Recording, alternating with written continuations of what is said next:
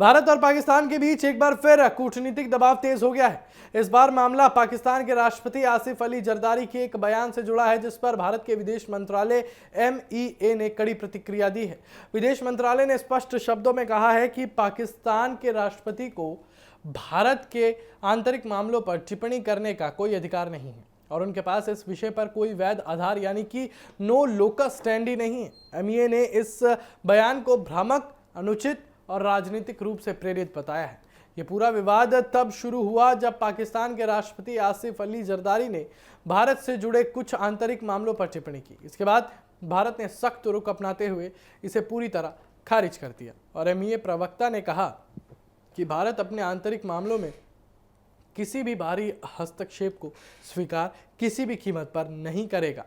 उन्होंने दो टूक शब्दों में कहा कि जम्मू कश्मीर सहित भारत के सभी आंतरिक विषय पूरी तरह से भारत का संप्रभु मामला है और इस पर किसी भी दूसरे देश या नेता की टिप्पणी स्वीकार्य नहीं है।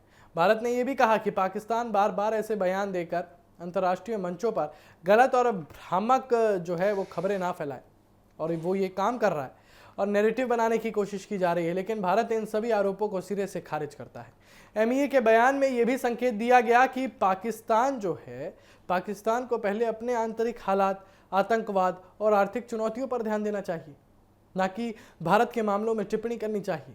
इस प्रतिक्रिया के बाद दोनों देशों के बीच कूटनीतिक तनाव एक बार फिर बढ़ गया है।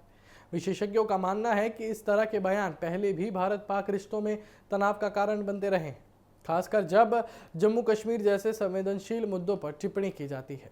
भारत की ओर से लगातार ये रुख रहा है कि जम्मू कश्मीर और लद्दाख भारत के अभिन्न और अविभाज्य हिस्से हैं और इस पर किसी भी तीसरे देश की मध्यस्थता या टिप्पणी की कोई आवश्यकता नहीं है।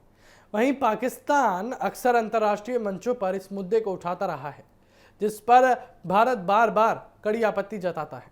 फिलहाल MEA का ये बयान एक बार फिर भारत के सख्त कूटनीतिक रुख को दर्शाता है और यहाँ पर ये चीज़ें साबित अपने आप हो जाती है कि भारत अपने आंतरिक मामलों पर किसी भी बाहरी टिप्पणी को स्वीकार नहीं करेगा।